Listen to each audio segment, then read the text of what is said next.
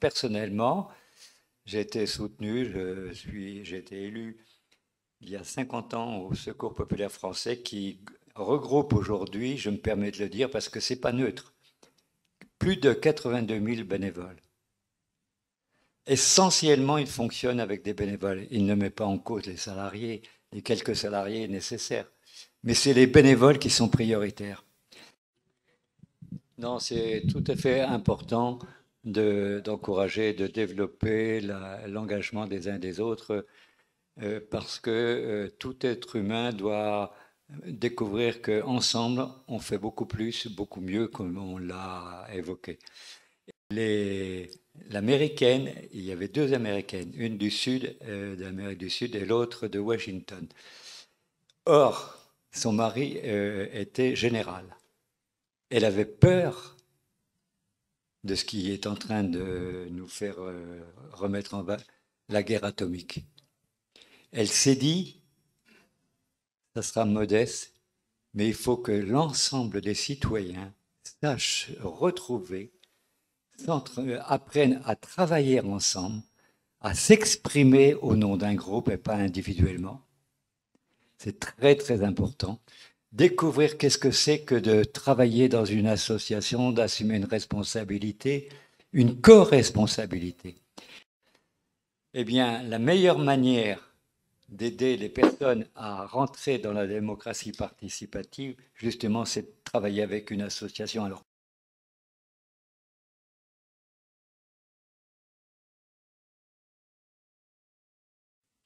comme on l'a quelquefois même entendu à la conférence des ONG, salariat et bénévolat.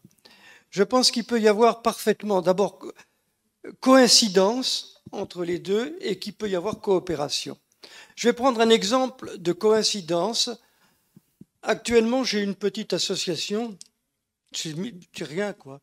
Je fais travailler de jeunes musiciens professionnels qui ont reçu une formation spéciale pour intervenir dans les maisons de retraite et dans les hôpitaux. Ces gens-là, ils sont intermittents du spectacle parce que je l'exige.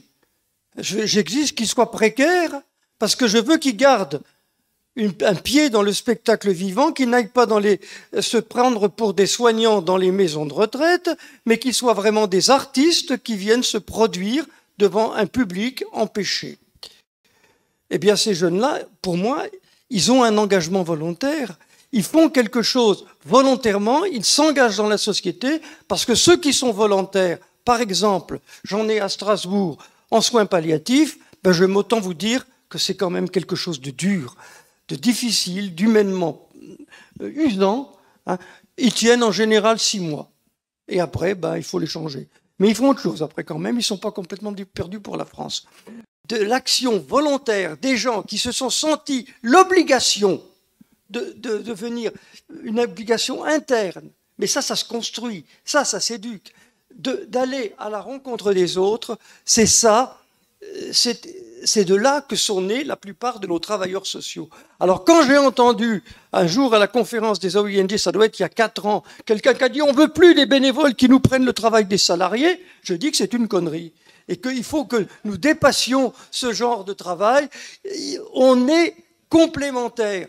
Nous, les associations, notre boulot, c'est de rechercher les endroits, justement, où la société n'a pas encore réussi à s'installer.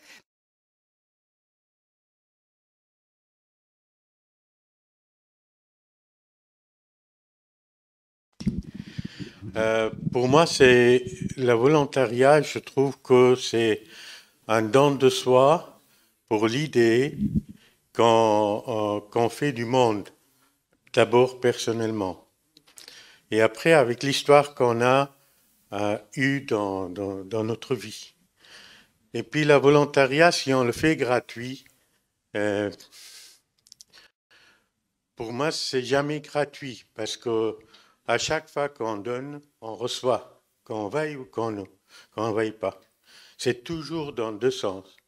Et c'est cet élément de volontariat qu'il faut développer plus pour arriver à faire une humanité de réflexion et de l'autre et de l'existence de l'autre. Parce que c'est l'autre qui nous fait exister. Si l'autre il n'y est pas, ben nous on n'y est pas, quoi. Mais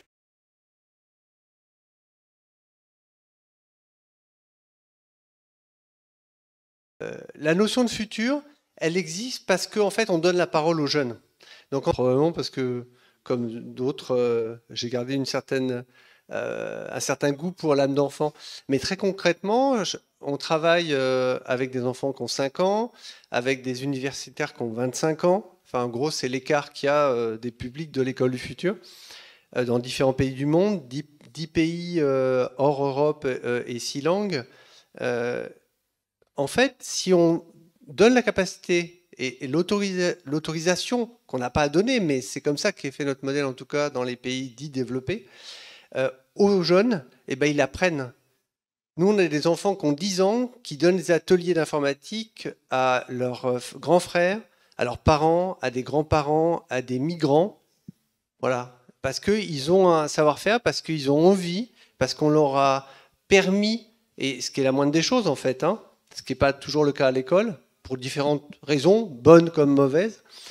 Mais du coup, dans les écoles du futur, comme c'est en cercle plus qualitatif et dans une dynamique aussi de groupe, eh ben, chacun a sa place. Et si on fait ça, ça fonctionne. Et ça fonctionne très, très bien. Nous, on a chaque année à peu près 500 000 jeunes dans les 10 pays qui rentrent dans le dispositif et qui poursuivent. On a même des jeunes qui sont rentrés, moi j'en connais, puisque j'ai été à Madagascar. Tu faisais référence à Madagascar. On a lancé il y a 9 ans les écoles du futur à Madagascar. Il y a des jeunes adolescentes et adolescents aujourd'hui, des garçons en l'occurrence un peu dans l'archétype qui ont choisi l'informatique et qui travaillent chez Orange Madagascar, la capitale. On a des jeunes filles qui font des études en biologie ou en architecture, parce qu'on a un programme d'accompagnement spécifique pour les jeunes femmes, les jeunes filles et les jeunes femmes. Donc si pour résumer, ces 3 choses pour moi clés, c'est donner la parole aux jeunes, et dès qu'ils sont tout petits, parce qu'ils ont des très bonnes idées, on est des êtres sociaux. On veut nous montrer l'inverse, on veut nous convaincre de l'inverse, mais nous sommes des êtres sociaux. Ça veut dire qu'on a besoin les uns des autres et qu'on est dans cette dynamique-là. Donc ça, c'est le premier point. Le deuxième point, c'est donc d'être dans une démarche où, en fait, il ne faut pas projeter nos modèles à nous de ce qu'on a vécu quand on était jeune, dans le volontariat, dans l'association, parce que le monde a changé, et ce n'est pas des villes paroles. Les enjeux, les problématiques, l'anxiété aussi, sur la partie climatique, énergétique, politique, est très forte. Moi, j'ai 2 grandes filles, qui ont 25 et 27 ans. Voilà, je pense qu'elles sont assez éveillées comme d'autres jeunes gens de leur âge, mais il y a cette réalité-là qui n'est pas du tout la même que la nôtre, ou que de nos parents. Donc, ils ont d'autres attentes, ils ont des rythmes effectivement qui sont moins peut-être, et encore sur la durée, mais plutôt sur du concret. Donc en fait, c'est ça qui fait que j'aime à dire que l'école future, comme plein d'autres actions, c'est une utopie concrète. Si on propose des projets où on laisse la parole à des jeunes, ça va être des choses concrètes. Un gamin de 16 ans et demi, pour moi c'est un gamin, et c'est pas péjoratif, s'est inspiré des travaux qui ont été faits quelques années avant de Colombie, à Madagascar dans des micro-fermes solaires pour fabriquer pour 3000 familles de pêcheurs dans le nord caribéen de la Colombie des frigos solaires. Le nombre de théories qu'on développe et d'outils qu'on met après au rebut, enfin qu'on dit ben ça c'était bien à un moment donné mais on a découvert autre chose et c'est plus vrai ou c'est plus vrai comme ça. C'est le principe d'évoluer, c'est le principe même de la vie. Elle essaye des stratégies et celle qui marche le mieux, à un moment donné, est conservée, et le contexte change, et bah, comme le dit Darwin, hein, c'est pas le plus fort qui va survivre, c'est celui qui saura s'adapter. Donc clairement, c'est vraiment, certains diraient de manière, je trouve très péjorative, un changement logiciel. Non, c'est juste un mode de pensée qui est, comme l'est notre cerveau en tant que cogniticien, il est malléable, il est adaptable, notre cerveau.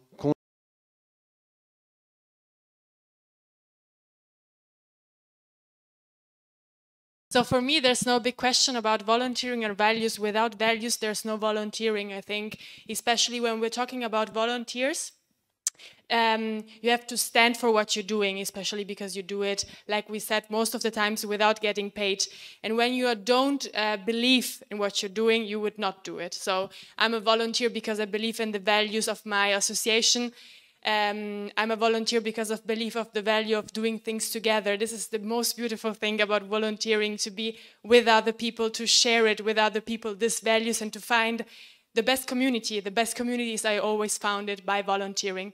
So for me, there's not even a question about should we just, like the first question you made, should we just search for people that do the task or with values? And you cannot volunteering by just doing the task. You do it with your heart.